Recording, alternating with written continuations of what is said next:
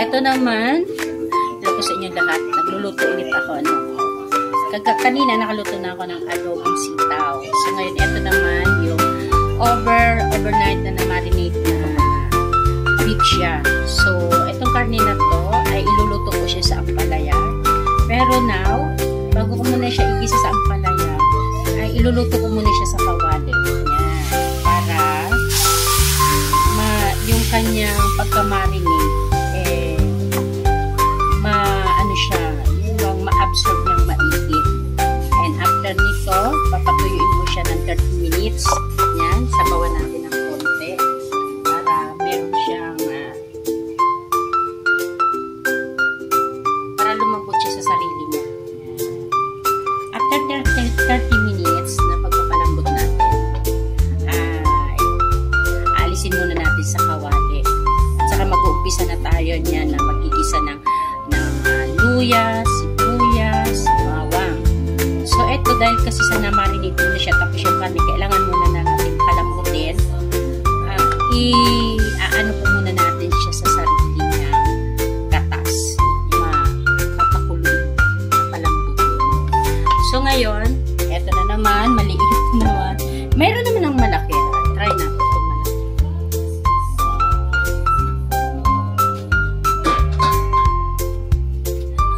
Meron naman akong malaking takip. Try natin ng 30 minutes. After 30 minutes, babalikan po natin yan. So, ngayon, saktong 11 o'clock. So, 11:30 ay saka natin ito tatanggalin. At isi-side aside natin. After that nyan, igigisa na natin yung ampalaya, yung ingredient pa niya. And then, saka ulit natin ito. Ihahalo. Yan. So, guys, mga 30 minutes pa.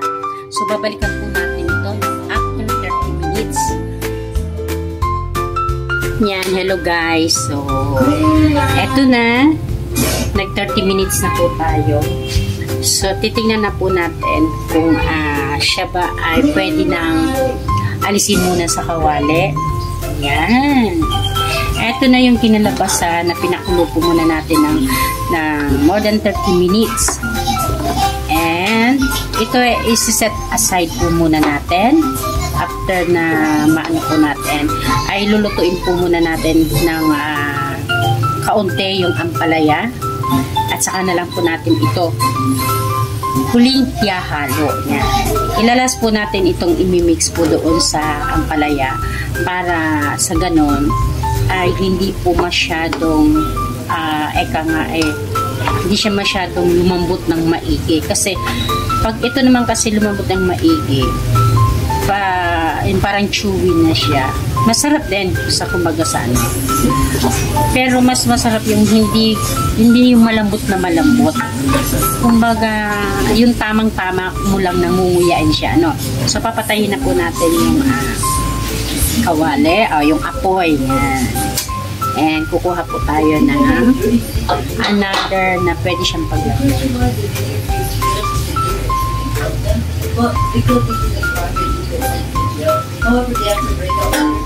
Ito, ilalagay po muna natin ito aside.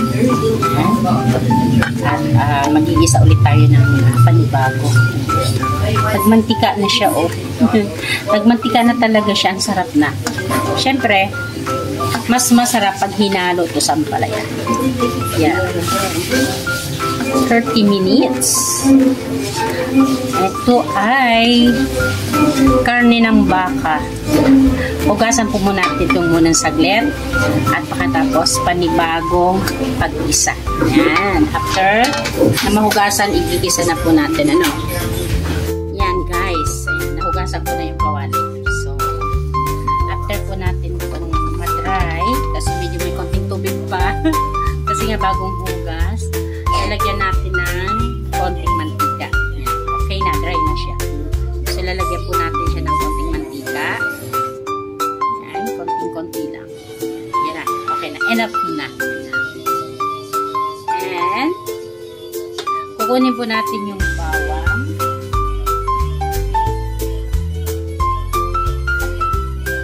Ito yung bawang. Igigisa po muna natin. Madali yung bawang. Unahin muna muna natin ng bawang para yung aroma ulit niya ay lumabas.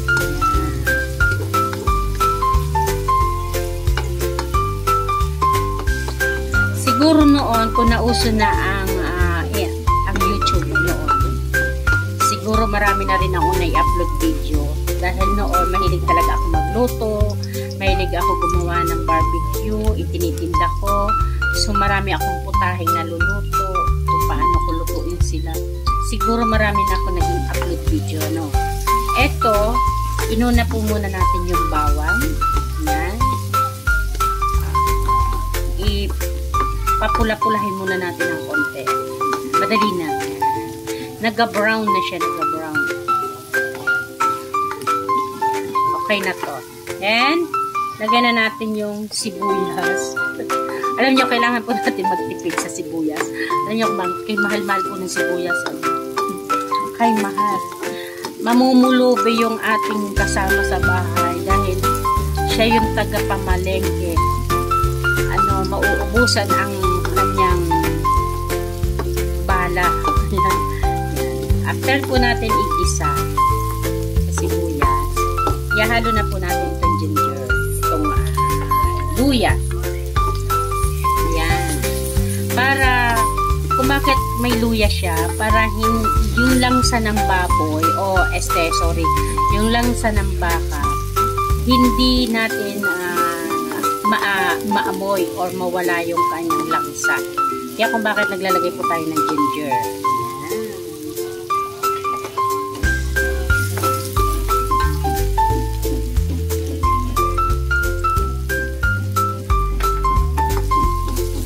And, yalo na po natin ang palaya.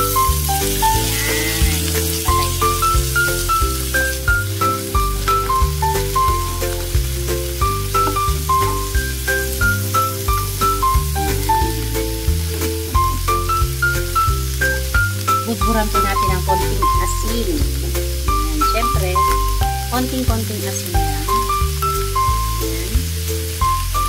Konti lang.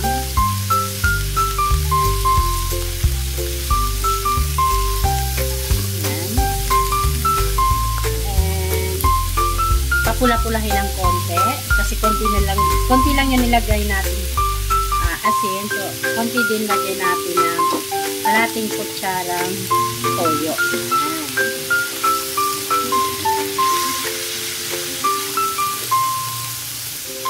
And lagyan ulit natin ng oyster sauce para medyo may lasa-lasa. Ayan. Lagyan natin ng konti. And tatakpan ulit po natin siya ng kahit po 1 to 2 minutes. After 1 minute or 2 minutes, ihahalo na po natin yung karneng baka. Para ang bilis ko lang magluluto. Kasi ang pagluluto kasi kailangan ipiprepare mo na lahat yung mga kailangan mo, yung mga ingredient mo, at para sa ganon, ang pag-proceed, dire-diretso. So, nakalimutan ko pala, lagyan ng konti pamienta. Ito yung pamienta. Lalagyan natin, konti lang. Kasi syempre, pag may bata, hindi kailangan na marami. Dahil yung kakain, baka medyo maanghang na yan. Konti lang, konti lang.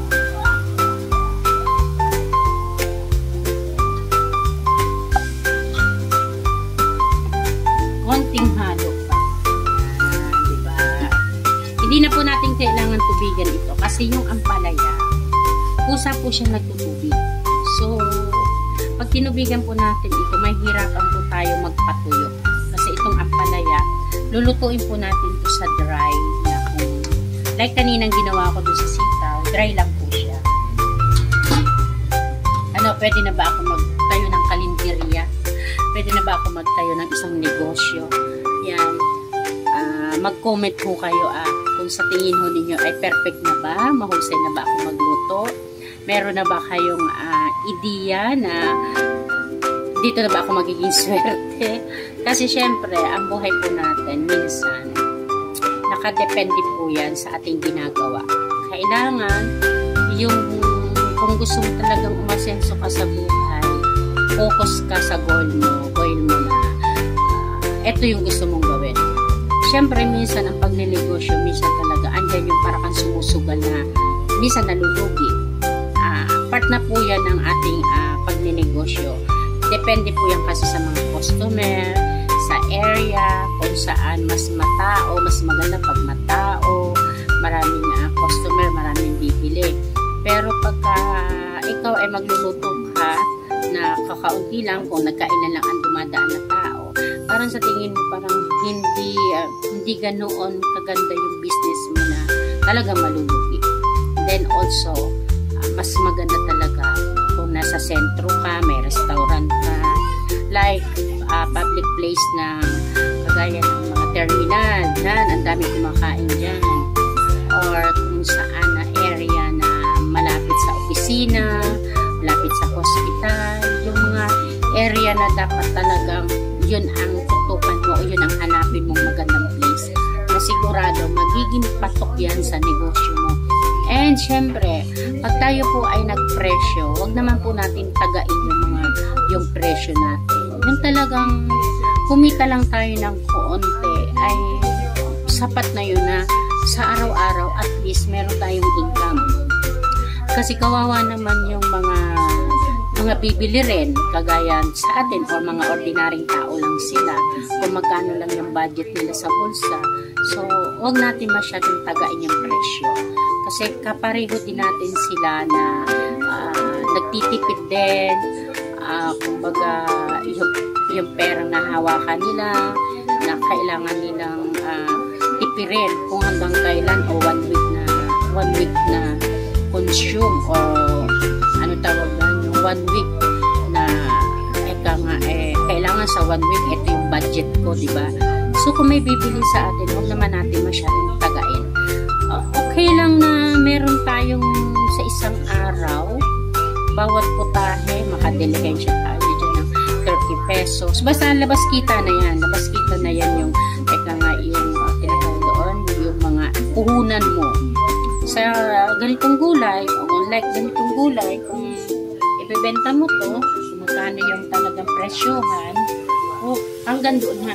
Huwag na nating dagdagan. Kasi doon sa probinsya sa amin, 25 ang isang atado ng gulay.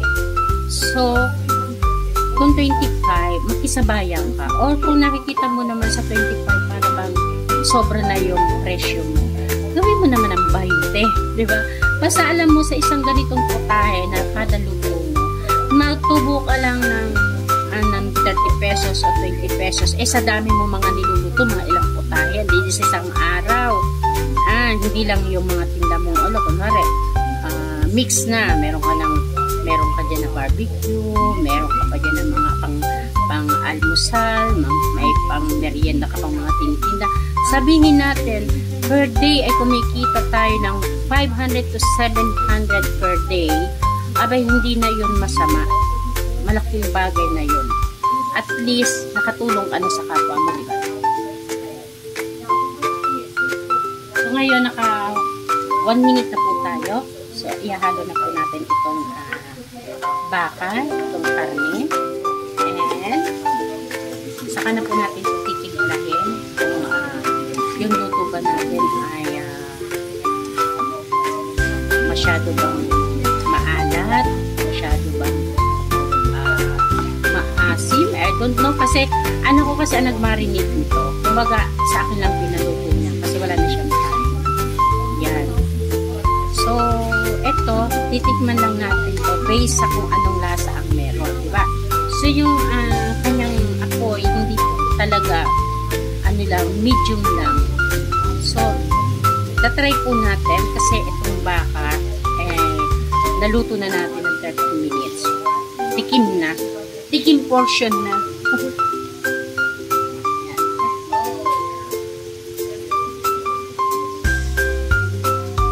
Ito na yung aking mahiwagang kutsara. Tikim portion na. Kasi itong ampalaya, hindi natin kasi kailangan lutuin ng maigi itong ampalaya. Dahil baka pumait. Kasi di ba mostly sa ating ampalaya, pag ginugulay natin sumapait. Tama na yung half cook o yung tamang-tama lang na luto, di ba? So titikman mo natin. Mainit pa mga guys. Mainit na mainit pa. So habang tinitikman natin yan, hayaan mo muna natin.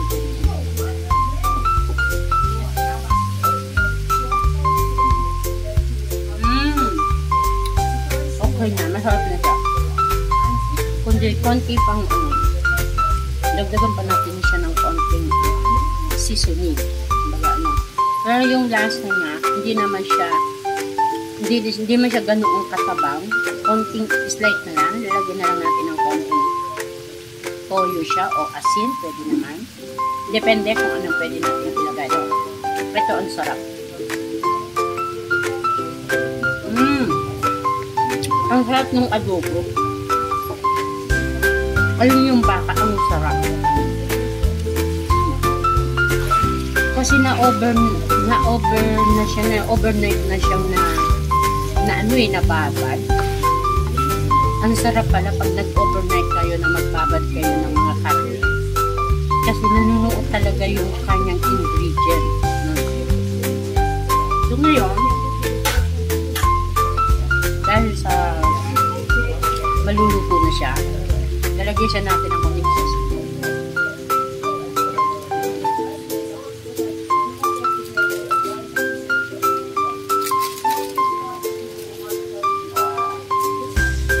May nakita akong magic sarap.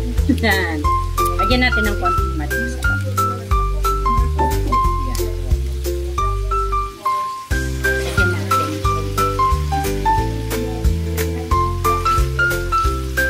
Lagyan natin siya ng konting magic sarap para yung strap niya ay mas lalong tumakam-takam. Dahil sa madali na siya maluluto, ito na yung time na another tikim. Another tikim na naman tayo. Ala, baka maubos ko sa katitikim. Yung ampalayan titikman natin. Kasi yung karne, ando na yun ang sarap na niya Yung ampalaya ang titikman natin kung gaano din kasarap yung ampalaya. Tama. Ala, mag-business na tayo. Kasi ang sarap na. Parang ando na yung kombinasyon niya. Yung ginawa pala ng anak ko kagabi, kung paano niya minarinate. Nilagyan niya ng oyster sauce, bawang, sibuyas, toyo, may konting supa. Kaya dito, hindi na tayo naglagay ng supa. Nilagyan lang natin ng konting toyo. So, ito na, okay na siya. Wala siyang sabaw. Dry na dry siya. Kumbaga, sa mantika lang. Alam niyo itong mantika, pwede ho ninyong kunin itong mantika. Isangag nyo pa po ito sa kanin. Wow, ang sarap ng sinangag na kanin. Kasi yung mantika niya, galing din ito dito sa karne ng beef. So, ito yan, sasalain ko ito mamaya. At ako magsasangag ng kanin. Yan. Diba, ang sarap na po. So, try. Tapos na po ang ating luto. Ganun lang kadali. And thank you so much sa mga magsusubaybay po nito. Basta mag-comment lang po kayo kung ito ba'y patok na ipang negosyo, magkano bang ipipresyo dito, bawat pag ako ay nagluto muli. At tayo ay, bala ko talaga muli ay magnegosyo, na magtitinda muli ako ng mga lutong ulam, lutong meriendahan, lutong barbecue, at mga kung ano. Kasi before yun talaga ang naging buhay ko noon.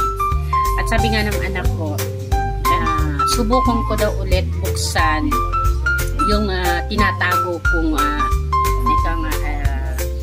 tinatago kong talent. Kasi noon talaga, hindi po sa pagbibiro. Nung time na ako po ay nagtitinda, dinadayo po ako. Ang dami kong bumibili noon sa akin. Hindi na po magkanda-ugaga yung mga anak ko na tumulong sa akin. Nag-break ako ng lumpia. Meron po ako niya na barbecue. Sari-saring uri ng barbecue sa manok, paa, isaw, mga yung may pork chop baboy, tenga ng baboy, ilong ng baboy. Kung ano yung part na nakikita nyo na mga barbecue, ganun din yung ginagawa ko. At yung kung paano rin ako gumawa ng sauce. Yeah, thank you so much. Yan. Ito po ang aking upload video ngayon na si Positive Arms. Sana po muli nyo pong tangkilikin ang aking channel. Mag-subscribe din po kayo kung pwede lang para maging na rin po ang aking business na recipe. Yan. Thank you so much sa inyo. Bye-bye. And guys, ito na yung aking adobong sitaw na may tokwa. At ito naman yung karning baka with ampalaya. Yan. O, diba? Bili na ho kayo. Ang sarap. Thank you so much.